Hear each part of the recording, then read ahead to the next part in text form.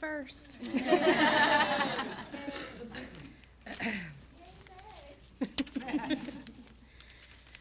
Being fired is every dream you ever had about standing naked in a crowd of people.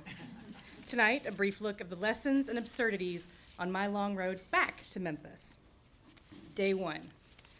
In a fog, I gathered up my belongings and put them in a copy machine paper box, the sturdy ones that used to have handles punched into the sides. Minutes earlier, I heard the words that sucked all the air out of the room. Terminated, effective immediately. I'm still not really sure why. I wasn't embarrassed by my situation, though I easily could have been, cleaning out my desk in the middle of a busy newsroom. I've never been fired before and had no idea how I was supposed to behave. I spent hours after getting canned simply wandering around my house, picking at my cuticles and wondering when I might get my appetite back. Day 2.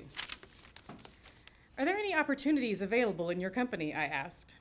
Well, the last time we talked, I mentioned that one position, but you thought the pay was a little low, he replied. Well, let's talk about that again, because once one becomes unemployed, there's a certain panic and clarity that settle in once you assess how you plan to feed yourself and keep the lights on. For me, this unexpected chapter in life began with an application, not for a job, but for unemployment benefits from the state of Ohio.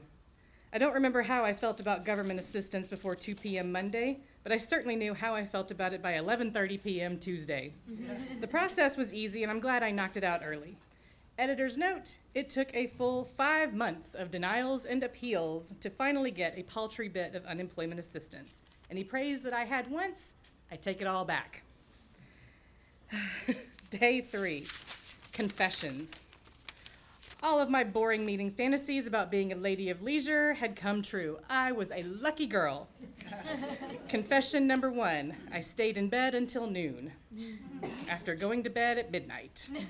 Sorry, not sorry. I had good intentions, and after finding myself with time on my hands, I made a list of all the things that needed to be accomplished around the house. None of them got done. Confession number 2, I had not washed my hair since the weekend. It was Wednesday night. Confession number 3, I checked my Facebook page dozens of times. I rail against this on a good day, but in the absence of a real live water cooler setting, I tapped into social media more than I cared to admit. Day 4, the day I started drowning in my own head. That's the day I discovered something called imposter syndrome. It's a measure of the amount of success you have weighted against the fear that you are one mistake away from losing it all. My arrow, through the roof. Fast forward now 2 weeks of fretting and job searching, cuticles systematically removed, and all the Netflix watched. I had this idea in my head of what unemployment should look like. It should be a time of self-discovery, of deciding whether what I'm doing is truly what I want to be doing. It should look like a surprise vacation. I could fill the hours with visits to family and friends while I take time to search my soul in far-off places. I could take up knitting or learn a new language. Unemployment was none of those things for me. Reality number 1, change is hard, y'all. I used to have a job that paid me money, which allowed me to buy things and go places. Not anymore. Reality number 2, it can be good. No. Reality number 3, you will question everything you thought was solid. I reached a point where I analyzed everything I had done for the past year or 13 and wondered where exactly I had gone wrong. Reality 4, unemployment is lonely. Remember going to work every day and interacting with people? That doesn't happen nearly as much when you take work out of the equation. Reality 5, you work hard to trust the timing of your life. Days are filled with anxiety about making the money last, paying bills, and hearing from potential employers. And you can't make them call back by sheer force of will. That I learned. Reality number 6, you will never again underestimate the power of saving. Susie Orman recommends having at least 8 months' worth of expenses saved in an emergency fund. Please raise your hand if you have that. Yeah, that's what I thought.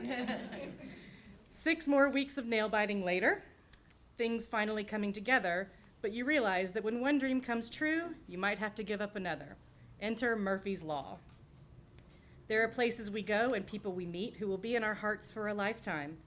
There's just something in the air. The experiences are richer, the laughs are louder, the food tastier. I was blessed to be moving from one of those places to another. Memphis had been a part of my journey for a long time, coloring my choices since 2002 when I moved here for the first time.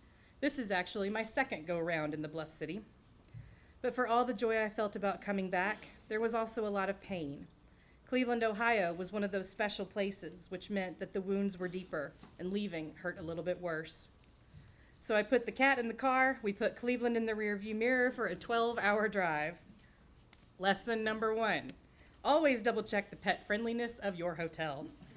The Microtel in Louisville, Kentucky hates cats. Doesn't even want them in their lobby. This is information that the receptionist believed was posted everywhere, and I have yet to find it. The Red Roof Inn is a friend of all animals. Make a note of it. Lesson number 2, check your air mattress for leaks. While waiting for my furniture to arrive, I woke up every 2 hours my first night practically on the floor. Lesson number 3, microwaves are not always a given. I don't think I've actually owned a microwave in years, so I felt a little stupid standing in the kitchen with cold leftovers in one hand and a confused look on my face.